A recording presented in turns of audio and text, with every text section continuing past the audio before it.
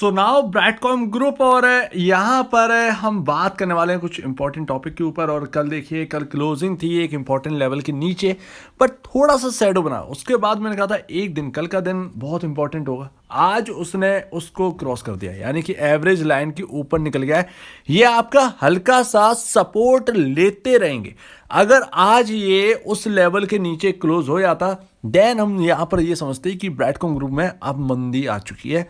तो अब वो मंदी की ओर चलता, कितना चलता ये नहीं पता, कितना जा सकता था ये सब चार्ट पर ही था। तो देखते रहते अपना, उसमें से समझ लेते कि यहाँ पर कहाँ बॉटम बनने वाला है। चलिए ठीक है, आज ना बहुत सही हुआ। आज 11, 12, 12, 12.5% की तेजी थी। और ये तेजी ने यहाँ पर क्या किया, उस लेवल को पार करवा दिया। आज हम क्लोजिंग भी उसी लेवल के ऊपर ही देने जा रहे हैं। तो अभी ना बीसीजी का मार्केट कैप कितना है, 8,000 करोड़। अब ये बात समझिए, वो तो बात ठीक है, कंपनी की मैंने कर दी ओके। ये समझिए कि बीसीजी पसंद क्यों है। ये आप जो भी कहते रहते हैं, या जो भी है स्टॉक्स नीचे आ चुके हैं, सुबेक्स से नीचे आ गया वगैरह वगैरह, बहुत सारे स्टॉक्स हैं जो कि 50% का डिस्काउंट पर चल रहे हैं।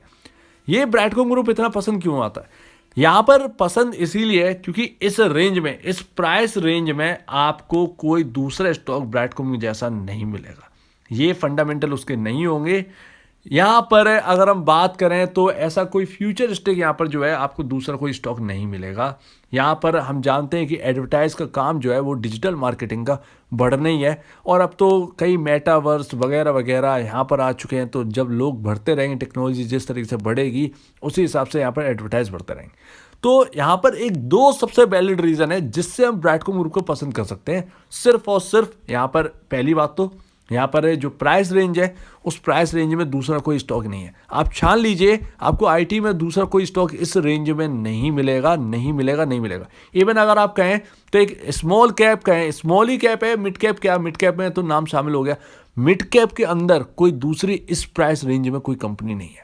यानी कि एक लौती कंपनी है जो कि मिड कैप में आपको इस प्राइस रेंज में मिल रही है। ऐसे फंडामेंटल मिल रहे हैं। फंडामेंटल के ऊपर आप जो कुछ भी कहते रहे कि यार इतने अच्छे हैं तो फिर ये नीचे क्यों है, देन आप विप्रो फिर यहाँ पर लेकर आइए। फिर विप्रो के फंडामेंटल जब अच्छे हैं तो वो फिर नीचे क्यों है। तो यहाँ पर टीसीएस के फंडामेंटल इतने अच्छे हैं तो फिर 4500 से वो 3000 क्या कर रहा है। तो ये सारी चीज़ें ना चलती रहेंगी, चलती रहेंगी। और हो सकता है मे भी यहाँ पर जो है थोड़ा सा यूरोप और यूएस से प्रेशर भी हमको देखने को मिले, क्योंकि वहाँ का इन्फ्लेशन डेटा और बढ़ चुका है अभी। बाकी यहाँ पर जो है आपका अर्निंग पर शेयर जो आपके बैलेंस शीट में चढ़ा हुआ है उसे आप बदल नहीं सकते। यानी कि आपके सामने जो है वो बैलेंस शीट पे नोटेड है। और बैलेंस शीट यहाँ पर जो है आपकी एनएसई से भी यहाँ पर जो है सबके सामने रखी जाती है। सब उसके ऊपर राय देते हैं, मतलब सब चेक करते हैं। ओवरऑल अगर हम देखें सारी चीज़ें चेक होती हैं, ठीक है ना। तो अभी ना आपका जब सेबी अप्रूव्ड है भैया, बैलेंस शीट जब आती है तो कोई यहाँ पर ऑडिटर्स हैं, उनका नाम रहता है, इन्होंने अप्रूव करके भेजा है तो सेबी उस पर मोहर लगा देती है कि हाँ भैया ठीक है। तो यहाँ पर जो आपका अर्निंग पर शेयर है वो 5.37 है, पी रेशियो 7.39 है। याद रखिएगा कि ये जो आपको मूव आपको देखने को मिल रहा है ना 5%, 10%, चलिए आगे चार्ट पर समझते हैं। यहाँ पर आपका इंडस्ट्री भी 25.79 है। कंपेयर कर लीजिए तो कितना डिफरेंस है, लमसम आपको यहाँ पर डिफरेंस मिलेगा 18 के आसपास, 18.5 के आसपास, 18.5 पॉइंट यहाँ पर पी रेशियो यहाँ पर जो है सस्ता है अपने इंडस्ट्री पी से। तो वही चीज़ें हैं जो कि एक रखें तो यहाँ पर समझ में आती है। दूसरी बात है यहाँ पर जो है आप ये लेके चलिए, बुक वैल्यू आपका 27.60, आपका स्टॉक काम कर रहा है 38 रुपीज़ पर। कितना डिफरेंस है, ज़्यादा डिफरेंस नहीं है, ठीक ना। तो बुक वैल्यू के एकदम आसपास ही है।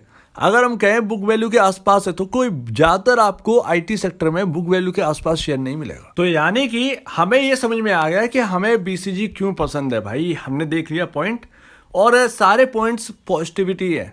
पॉजिटिविटी एकदम लेकर आएंगे आपके पास। यहाँ पर अगर आप सोचें तो यहाँ पर जो गिरावट हुई है वो दो वजह से हुई है। पहली बात तो यहाँ पर जो है गिरावट हुई थी आपका जब भी जो बोनस के ऊपर है थोड़े से प्रॉब्लम हुए थे, उसके साथ साथ प्लस इसके साथ साथ यहाँ पर आपका जो एक केस फॉरेंसिक ऑडिट का जो है वो यहाँ पर उसकी वजह से यहाँ पर जो है हल्ला मच गया था, जिसकी वजह से शेयर में भारी दबाव हमको देखने को मिला था।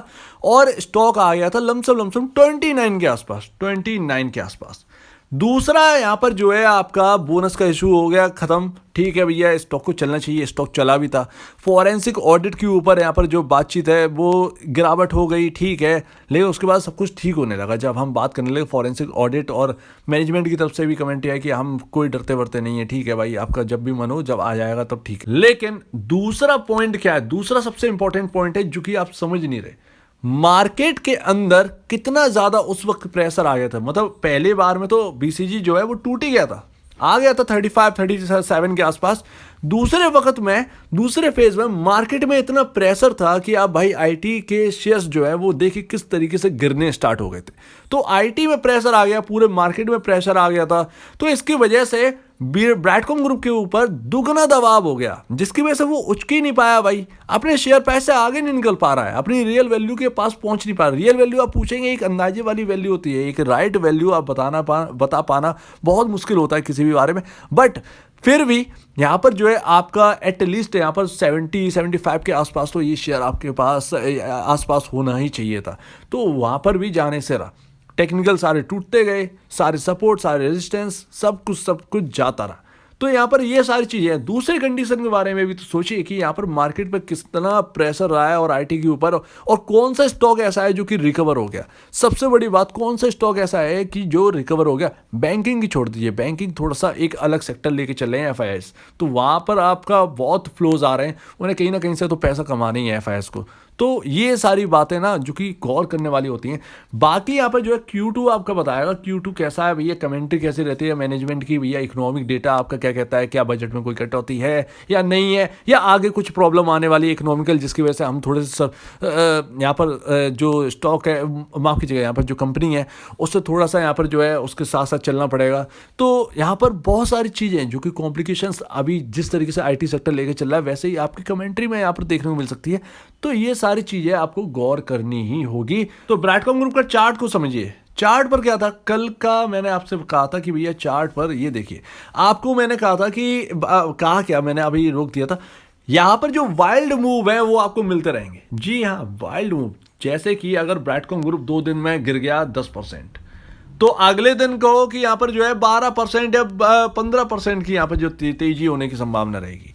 तो इस तरीके के वाइल्ड मूव चलते हैं, 20% का सर्किट में ये वाइल्ड मूव चलते हैं। लेकिन मुझे अभी भी यहाँ पर बिल्कुल भी ताज्जुब नहीं हो रहा, ब्रैडकॉम ग्रुप को एक रेंज में रखा गया है और उस रेंज में ब्रैडकॉम ग्रुप चल रहा है, यानी कि वो रेंज है 30 रुपए से 40 रुपए, और उस रेंज में ही ये सर्वाइव कर रहा है, जिस तरीके से कर रहा है, जैसे तैसे कर रहा है। बट यहाँ पर जो है आज एक अच्छी बात ये हुई है कि भैया यहाँ पर जो एवरेज लाइन है उसके ऊपर यहाँ पर जो है अभी क्लोजिंग होने जा रही, तो ये एक बहुत पॉजिटिव है, ह्यूज पॉजिटिव है हमारे लिए। भले ही ऊपर से थोड़ी सी यहाँ पर गिरावट आई है, बट ठीक है, कोई दिक्कत की बात नहीं है, हम एवरेज लाइन के ऊपर ही रहें तो हमारे पास जो है वो तेजी के मौके बने रहेंगे। तो आपका क्या कहना है इसके ऊपर, तो प्लीज कमेंट सेक्शन में कहिए। और नए लोग क्या सोचते हैं भाई, नए इन्वेस्टर जो भी हैं ब्रैडकॉम ग्रुप के, तो भैया उसके बारे में आप क्या सोचते हैं, इस स्टॉक के बारे में आप क्या सोचते हैं, तो प्लीज कमेंट सेक्शन में कहिएगा। और अगर आपको इस वीडियो में कोई प्रॉब्लम है, कुछ पूछना है, कुछ बताना है, कुछ कहना है, तो प्लीज कमेंट सेक्शन में कहिए। और आप दीजिए मुझे वीडियो देखने के लिए बहुत बहुत धन्यवाद दोस्तों।